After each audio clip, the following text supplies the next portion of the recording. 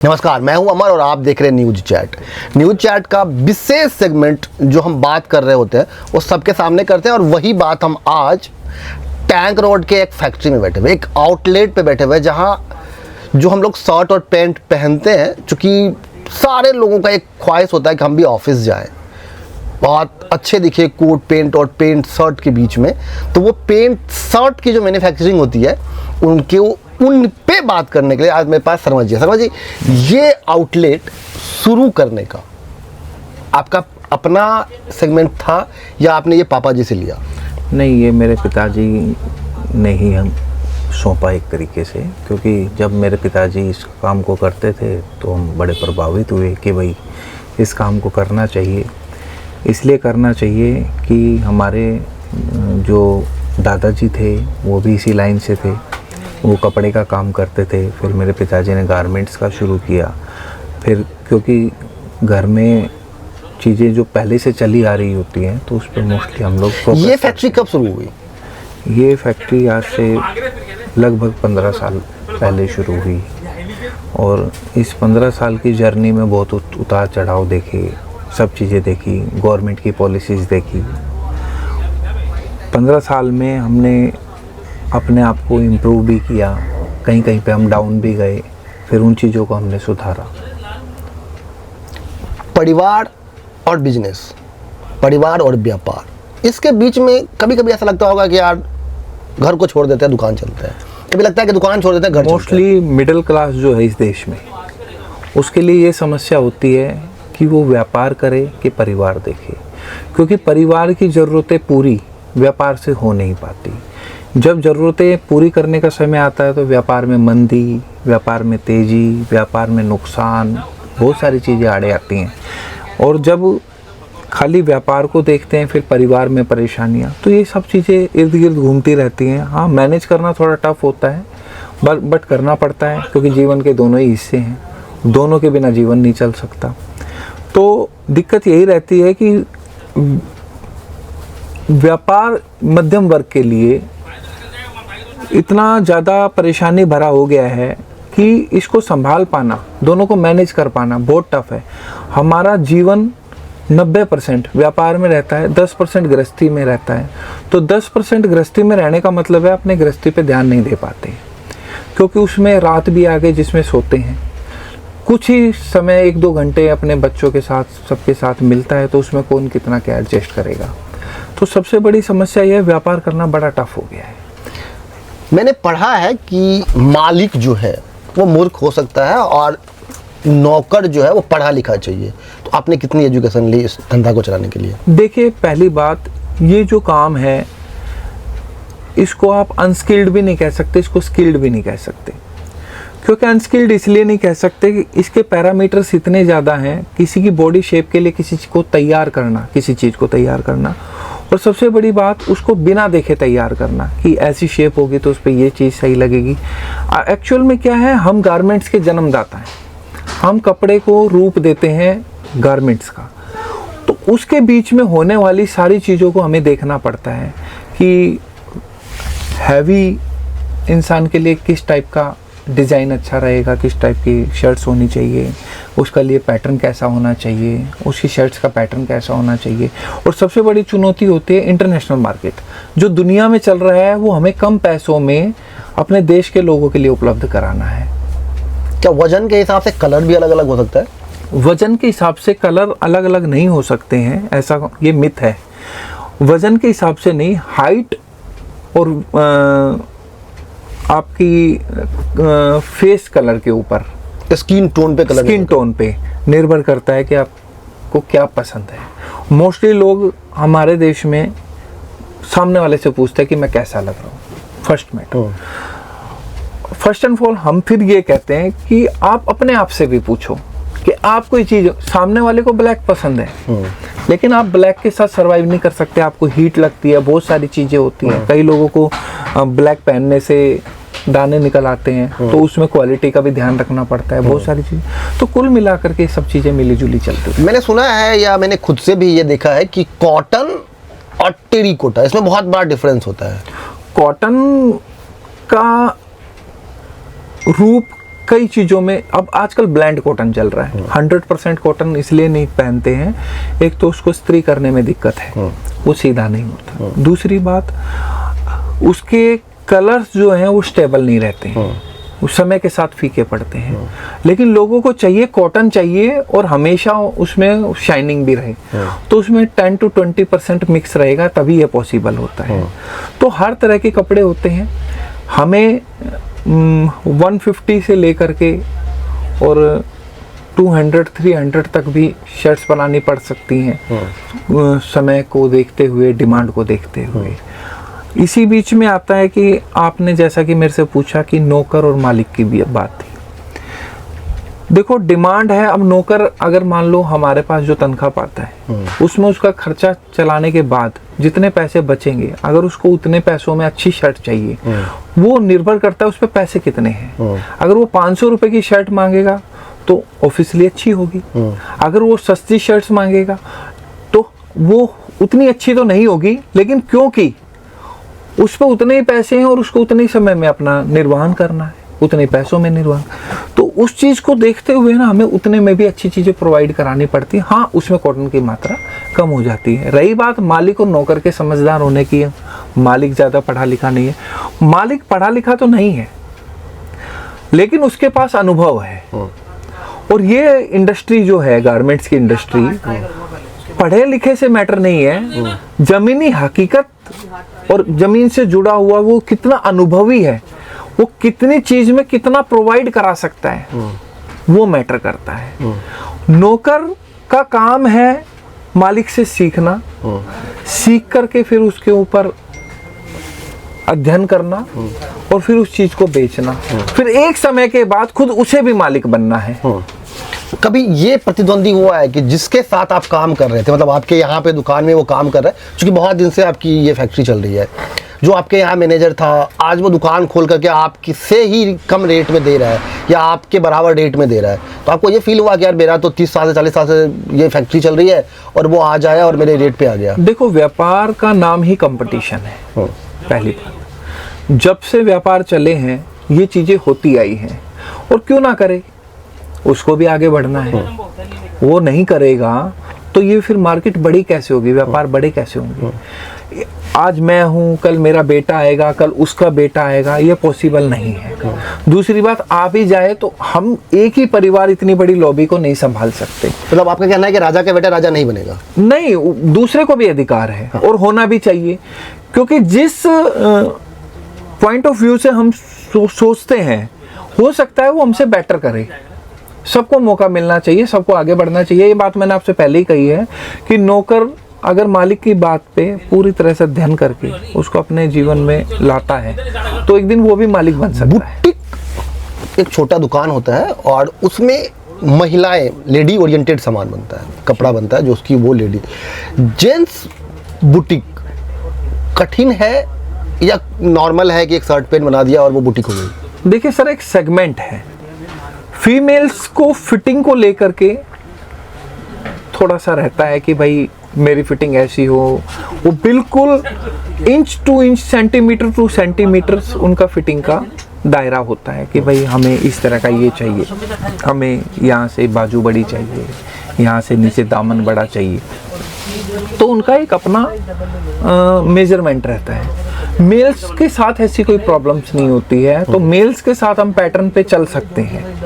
हम 38 साइज बनाते हैं, 38 में 3 पैटर्न बना सकते हैं, स्ट्रेट, स्लिम, शॉर्ट, तो उसमें हर तरह का आदमी मैनेज हो जाता है। अभी एक नया ट्रेंड चला है कि वो हाफ जैकेट पहनना, जिसको वो कुछ लोग मोदी जैकेट बोलता है, कुछ लोग नेहरू जैकेट बोलता है। ये ट्रेडिशनल चीजें हैं। तो सिर्फ नाम चेंज हुआ है या कुछ? ये चीजें तो पहले भी थी। हाँ, ऐसा नहीं है कि मोदी साहब ने पहनी है तभी शुरू हुई, ये चीजें पहले भी थी।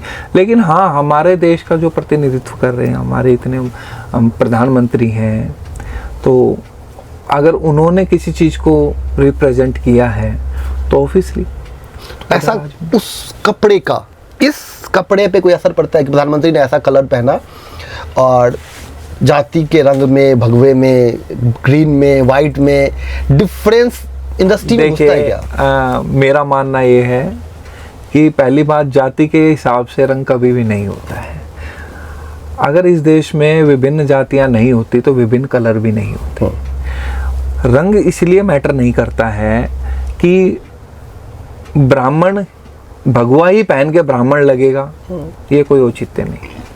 हमारे मोदी साहब भी सब कलर पहनते हैं, उनको देख करके बस इतना तो अंदाजा लगाया जा सकता है कि भाई ये शेप अच्छी है, ये फिटिंग अच्छी है, क्योंकि हमारे प्रधानमंत्री पहनने, तो हमें पहनने में क्या है। और सीधी सी बात है, हमारे परिधान है, हमें इन्हें नहीं भूलना चाहिए।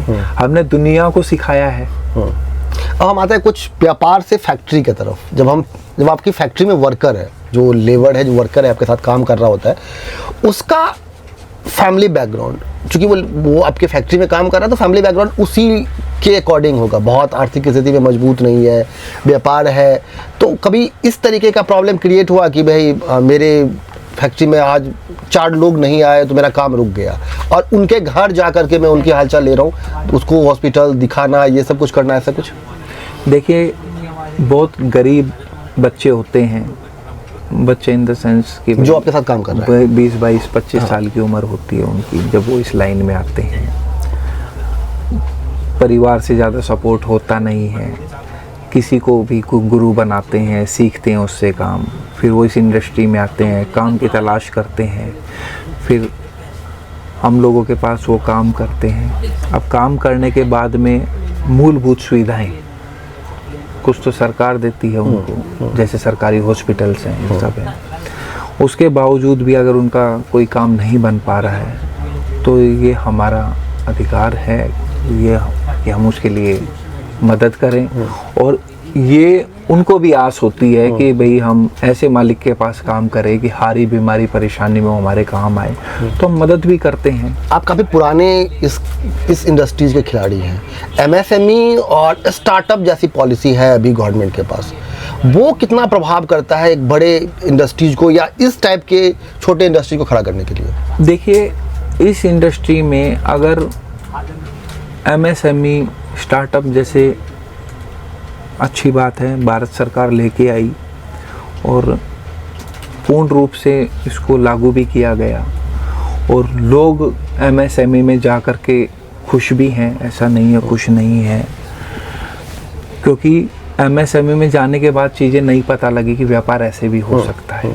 स्टार्टअप होने के बाद लोगों के हाथ खुले, हाथ खुलने से आज किसी से 10,000 रुपये मांगने जाओ, उल्टे सीधे सूद मांगे जाते हैं उनसे, कुछ चीज़ें रखवाई जाती है, उससे अधिक कीमत की चीज़ें उनसे गिरवी रखवाई जाएंगे। जो भी जिस भी तरीके से वो ले, उनके लिए आसान होगा कि सरकार से लिया जाए, सरकार उसमें रियायत भी देती है, उस चीज़ की गारंटी भी है कि वो पैसा आपके अकाउंट में आया, उसको आप सही सदुपयोग करोगे, और उससे आपको आगे बढ़ने का मौका भी मिला। तो मेरा मानना है कि जो भी आदमी स्टार्टअप में जाना चाहता है उसको जाना चाहिए, सरकार की हेल्प लेनी चाहिए, क्योंकि आप कब तक नौकरी करेंगे। नहीं, इससे जो एस्टैब्लिश्ड कंपनी है उसको कुछ नुकसान हुआ? देखो, एस्टैब्लिश्ड कंपनीज को नुकसान मेरे हिसाब से नहीं होना चाहिए। क्यों नहीं होना चाहिए? उनका क्राइटेरिया अलग है, वो बड़े लेवल पे काम करते हैं, बल्कि उनको तो फायदा होगा। जो छोटी चीज़ों के लिए उनको वेंडर ढूंढने पड़ते हैं, और वेंडर बहुत सारे हो जाएंगे, उनका आपस में कंपटीशन रहेगा, उल्टा उनको सस्ती चीज़ें मिलेंगी। जब किसी भी चीज़ को, आज हमारे देश में ईवी कल्चर चल रहा है, स्टार्टिंग में ईवी बहुत महंगा था, अब गडकरी साहब ने बोला है कि चीज़ें समय के हिसाब से जैसे जैसे क्वांटिटी बढ़ेगी चीज़ें सस्ती होगी। ऐसे ही अब एमएसएमई में लोग आए, स्टार्टअप में लोग आएंगे, बहुत सारी चीज़ें ऐसी होंगी जो बहुत सारे लोग बनाएंगे, तो जो किसी समय पे 10 रुपए में मिलती थी ऑटोमेटिकली वो 8 में मिलेगी। अब रॉ मटेरियल अगर 8 में मिलेगा, जो पहले 10 का था, कंपनी को 12 का जाता था 2 रुपया कमा के, वो 8 वाला 10 में जाएगा। उल्टा बड़ी कंपनीज को फायदा होता है कि छोटे सेक्टर्स में लोग, अब मारुति सुजुकी कार तैयार करती है, उसके सारे पार्ट्स खुद तो नहीं बना सकते, कहीं ना कहीं वेंडर पकड़ने पड़ते हैं। अगर वही एमएसएमई में लोग आकर के उनको अच्छी क्वालिटी में सस्ता तैयार करे, या कुछ नया इन्वेंशन करे, नया चीज़ें लेकर के आए मार्केट में, तो उससे कंपनीज को बेनिफिट ही होगा। मार्केट वेलफेयर एसोसिएशन हर दिल्ली के मार्केट में है। हाँ जी। ये कितना प्रभाव करता है मार्केट को बनाए रखना? एमसीडी, नगर निगम, पुलिस, पॉल्यूशन, बाकी सारी सरकारी महकमे की में जाना, या इंडिविजुअल आपको लड़ना ही पड़ेगा, वो सिर्फ एक मुखौटा है? नहीं सर, मुखौटा नहीं है। हम भी मार्केट में हैं, मार्केट के सदस्य हैं, और इसकी एक फ़ीस भी जाती है सालाना। इसमें सर जो हमारे प्रधान, उप प्रधान, ये जितने भी 5-6 लोगों की टीम होती है, ये हमेशा मार्केट के लिए तत्पर लगे रहते हैं। ये इसलिए लगे रहते हैं कि अगर मार्केट उठेगी तो नाम भी उठता है कि इन प्रधान जी की समय में मार्केट ने ये किया, वो प्रधान जी थे उनके समय में ये किया, अच्छी चीज़ें होती हैं। उससे क्या होता है, मार्केट का रख रखाव रहता है। कोई बाहर का व्यापारी आता है, उसके साथ अगर कुछ गलत होता है तो वेलफेयर एसोसिएशन उसका साथ देती है कि हमारी मार्केट में अगर कोई व्यापारी आया उसके साथ गलत नहीं होना चाहिए। वैसे तो गलती कोई जानबूझ के करता नहीं है, लेकिन हो जाती है तो उसका निदान होता है। दूसरी बात, मार्केट को मैनेज करते हैं। मार्केट को त्योहारों के सीजन पे पूरा मैनेज किया जाता है। एमसीडी से लेकर के हर चीज़ तक हमारी आवाज़ बन के खड़े होते हैं। सरकार से कोई चीज़ें करवानी होती है तो हम सब जाके तो इकट्ठे नहीं हो सकते। वो 5-6 लोग हमारी आवाज़ होते हैं और बहुत कोऑपरेटिव होते हैं, हमारी सुनते हैं, हमारी बातें गवर्नमेंट तक पहुंचाते हैं, हमारी समस्याएं पहुंचाते हैं। गवर्नमेंट भी मदद करती है, नो डाउट। काम होता है। कभी कभी ऐसा होता होगा कि आपकी जो ये दुकान है, यहाँ अगर किसी को पहुंचना हुआ, कोई फैक्ट्री के आउटलेट से कोई माल आ रहा है और कठिन होता होगा, एक दूसरे के जो बगल वाला दुकान है उसको ब्रेक करना पड़ता होगा, फिर वहाँ से यहाँ आओ, पड़ोसी कितना हेल्पफुल होता है? देखिए, अगर सेम लाइन का पड़ोसी है तो वो तो यही सोचेगा मेरे पास ही रुक जाए। अच्छा। कमाने की सबको होता है कि भाई 2 पैसे कमाने हैं। लेकिन हाँ, अगर किसी ने पूछा कि भाई मुझे शर्ट चाहिए, पैंट चाहिए, तो कहेगा जी वहाँ पे है, आप वैसे यहाँ भी देख सकते हैं। ऐसा होता है। हाँ। और क्यों ना हो, सबको कमाने का अधिकार, सबको एक आस होती है कि ग्राहक आएगा। लेकिन क्या होता है हमारी मार्केट में, होलसेल मार्केट्स में मैक्सिमम, कि हमारे नाम से अगर कोई पूछता है तो चाहे हम हो चाहे हमारा पड़ोसी हो, सब कोऑपरेट करते हैं और सब बताते हैं जी यहाँ पे हैं, आप चले जाइए। और कई बार तो ऐसा भी होता है कि हमारा लड़का आपको छोड़ आएगा, कोई ऐसी बात नहीं है। इसमें कमीशन मिलता है क्या? नहीं सर, ऐसा कुछ भी नहीं होता है। हम लोगों को ऐसा लगता है कि अगर मेरे साथ मैं कपड़ा खरीदने जा रहा हूँ और किसी दुकानदार, अच्छा मैं छोड़ आता हूँ, तो हमको लगता है कि यार ये महंगा इसलिए दिया कि वो 210 रुपये उसको देना है। नहीं सर, ऐसा नहीं होता है। वो ठीक है, वो छोड़ आते हैं, वो दुकान के लड़के होते हैं, कभी बाहर खड़े हो गए, धूप वूप में खड़े हो गए, उन्हीं से पूछ लिया किसी ने मिलता है तो सीधी सी बात है। अगर मेरा लड़का बाहर धूप में खड़ा हुआ है रोड पे और किसी ने पूछ लिया भाई यहाँ पे जीन्स कहाँ मिलेगी, तो वो सीधी सी बात है वो अपनी दुकान पे लेके आएगा, सर यहाँ मिल जाएगी। लोग सोचते हैं पकड़ के लाए, ऐसा नहीं होता है। कमीशन अगर देनी पड़े तो क्यों दें? कमीशन से अच्छा है हम ग्राहक को उतना सस्ता प्रोडक्ट दें ताकि उसको लगेज ले जाने में, ट्रांसपोर्टेशन में कुछ रियायत मिल जाए। तो फायदा देना होगा तो हम ग्राहक को देंगे। कोई यहाँ आपके दुकान तक आना चाहे तो आपके पास कौन कौन से आउटलेट पे सामान है जो आप दे रहे हो, और यहाँ तक पहुँचने का क्या एड्रेस क्या है? सर एक्चुअल में क्या है, आप टैंक रोड आकर के हमारे कार्ड्स होते हैं, हमारा कार्ड्स कहीं भी दिखाइए। पूरी मार्केट एक दूसरे को जानती है, क्योंकि हर दुकान में 2, 4, 5 लोग होते ही हैं। तो अगर एक नहीं जानता, दूसरा नहीं जानता, तीसरा तो जानता ही है। तो हमारे कार्ड्स आप दिखाते हैं तो उस लोकेशन पे आपको पहुंचा दिया जाता है। आजकल तो नेविगेशन आ गया है, जीपीएस वगैरह सब, तो उसके थ्रू भी आ जाते हैं। और जो सबसे बड़ा अच्छा माध्यम है, आप गूगल पे सर्च करें, आप आ जाएं, या गूगल पे सर्च कर, कई लोग नहीं रजिस्टर्ड कराते हैं, जैसे हम लोग भी रजिस्टर्ड नहीं है गूगल पे, तो हमारे कार्ड्स ही फॉलो करके आ सकते हैं आप। कोई बड़ा ज़्यादा है नहीं पहुंचने का। डिजिटली जो लोग सामान बेच रहा है, अमेजॉन, फ्लिपकार्ट, ये लोग जब डिजिटली बेच रहा है तो वो आप ही से ले जा रहा है माल सर, या उसका अपना होता है? सर हमसे ही लेके जाता है, और हम तो इस चीज़ के पक्ष में नहीं है। जो बात है, हम गारमेंट्स एक ऐसी चीज़ है कि जब तक आप छू नहीं लेंगे, आप बदन पे डाल नहीं लेंगे, जब तक आप सेटिस्फाई नहीं होते। तो शॉप्स पे से आकर के ही आपको ये खरीदना ज़्यादा बेटर रहता है। कई बार साइज को लेकर के इशू होता है, बहुत सारी चीज़ों को लेकर के इशू होता है। तो आप जब जाते हैं, ट्राई करते हैं, तो आप बेटर उस चीज़ को समझ सकते हैं। अब मॉल में रूम बना हुआ है, चेंजिंग रूम रहता है, हर मॉल में चेंजिंग रूम है। आप जाइए, अपना कपड़ा उतारिए, उस कपड़े को पहनिए, चेक कर लीजिए, आपको सूट कर रहा है, अच्छा लग रहा है तो आप परचेज कीजिए। क्या आप लोगों के पास ऐसा आउटलेट पे होता है, या कि आप सिर्फ फैक्ट्री ही या जो आउटलेट है उनको बेच रहे हैं, रिटेल को नहीं बेच रहे हैं? देखिए सर, मिली जुली चीज़ें होती हैं ये सब। अब कॉन्सेप्ट के ऊपर है कि कौन क्या बेचना चाहता है और मेरे पास क्या चीज़ अवेलेबल है, ये उस पर निर्भर करता है सर। ये टोटल आउटलेट पे ले जा करके भी बेच सकते हैं आप, हमारे से माल लेके आप ऑनलाइन पे भी बेच सकते हैं। सीधी सी बात है, लोगों को पता नहीं क्यों क्या समझ में आता है, जो चीज़ हमारे से 100 रुपए की चली, सबसे पहली बात सोचने वाली बात है, अमेज़न का भी अपना कमीशन होता सबका है, सबका। बिना कमीशन के तो कोई कंपनी काम नहीं करेगी। उसके बाद में सर ट्रांसपोर्टेशन है। ट्रांसपोर्टेशन के बाद वो कहते हैं कि भैया आपको पसंद नहीं आता है, आप वापस दीजिए इतने दिन में, तो वापस आने का भी चार्ज उसमें इंक्लूड है सर, जो कि आपने ले लिया, वापस नहीं किया, लेकिन वो इंक्लूड तो है ना। इन आउट का पैसा हमने दे दिया, इन आउट का पैसा तो आपने दे दिया ना सर। उसके बाद में बहुत सारी चीजें आपको नहीं समझ में आ रही है, 3 बार 4 बार नहीं समझ में आ रहा है, फिर फाइनली रिफंड के लिए डालते हो, ये थोड़ा लंबा प्रोसेस है। मेरा मानना है कि पहले आदमी एक शर्ट लेने के लिए निकला घर से, वो अपने बच्चों के साथ निकला, तो रास्ते में बच्चे को आइसक्रीम भी दिला रहा है, वो बच्चे को कुछ और भी टॉय भी दिला रहा है, फिर आदमी खाली शर्ट लेने निकला है तो उसने रुमाल भी ले लिया, रास्ते में उसको हो सकता कोई स्लीपर पसंद आ गई। तो क्या होता था, मार्केट में जब आदमी निकलता था तो कई लोगों को व्यापार मिलता था। अब वो चीजें ना डैमेज हो गई हैं। अब आदमी घर बैठे बैठे ऑर्डर करता है, घर पे चीजें आ जाती हैं और वो सब चीजें चलती रहती हैं। इस ऑनलाइन व्यापार से और ऑफलाइन व्यापार पे कुछ फर्क पड़ा है सेल पे, या 75% फर्क पड़ा है सर। अच्छा। ये बहुत बड़ा एक मैं आंकड़ा आपको दे रहा हूँ, और लोग इस चीज को नहीं समझ रहे हैं।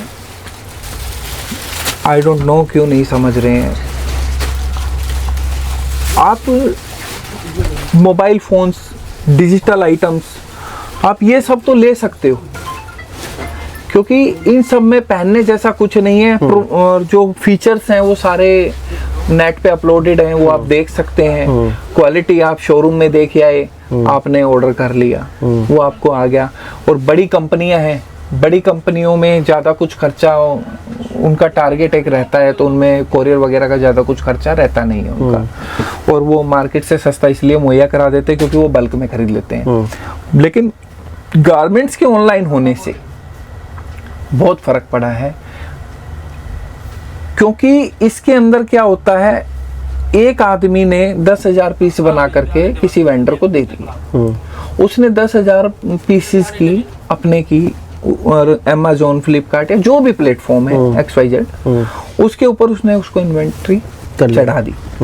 अब उसी में से वो पीस बिकते रहते हैं। अगर यही 10,000 पीस इस मार्केट से बिकते तो थोड़े थोड़े सब में विभाजित हो जाते हैं, और प्लस उस शर्ट्स के साथ में 10,000 पीस के साथ में कुछ और भी बिकता, मार्केट में कस्टमर आता, तो वो चीजें खत्म हो गई, तो उससे व्यापार बहुत खराब हो गए, सीमित हो गए। आपको सिर्फ शर्ट लेना है तो मतलब सिर्फ शर्ट लेना है। आज की तारीख में रिटेलर भी ये सोचता क्यों ना मैं भी ऑनलाइन ही कर लूं, लेकिन इसमें सब लोग सक्सेस नहीं हो पाते हैं। कुछ लोगों के पैसे खराब हो जाते हैं, कुछ लोग भेजते कुछ है, वापस कुछ आता है।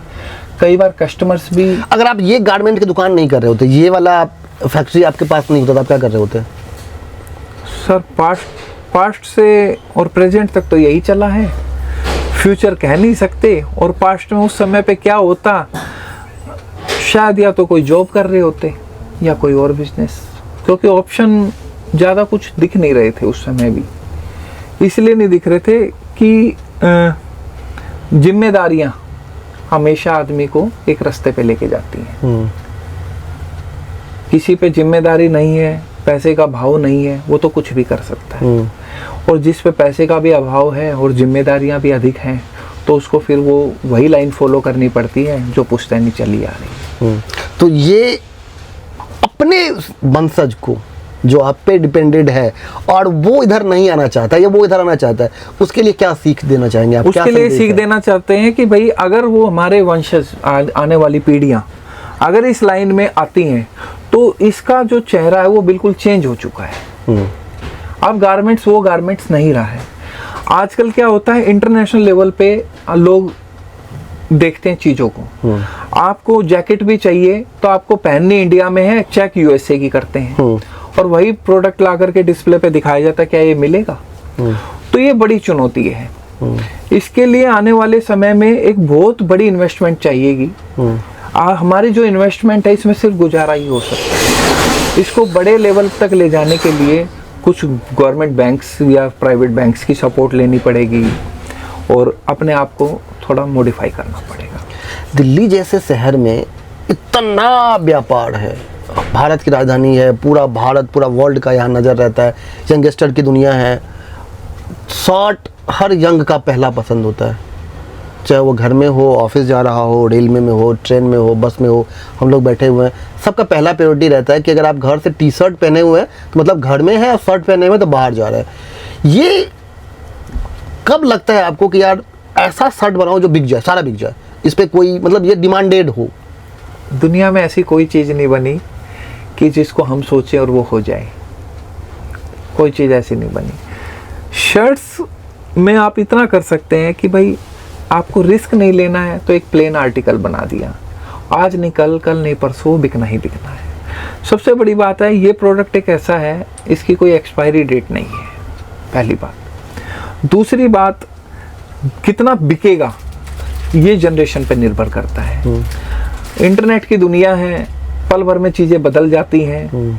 अब ये आपने खुद ही कहा कि मोदी जी, क्या ये जैकेट्स पहले भी थी, लेकिन मोदी जी आने के बाद ये चीज़ें प्रमोट हुई तो बहुत ज़्यादा बिकने लगी।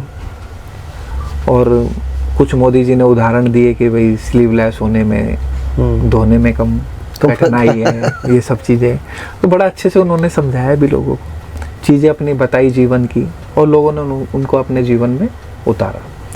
तो ये समय समय पे निर्भर होता है कि भाई कौन सी चीज़ किस समय पे चलेगी।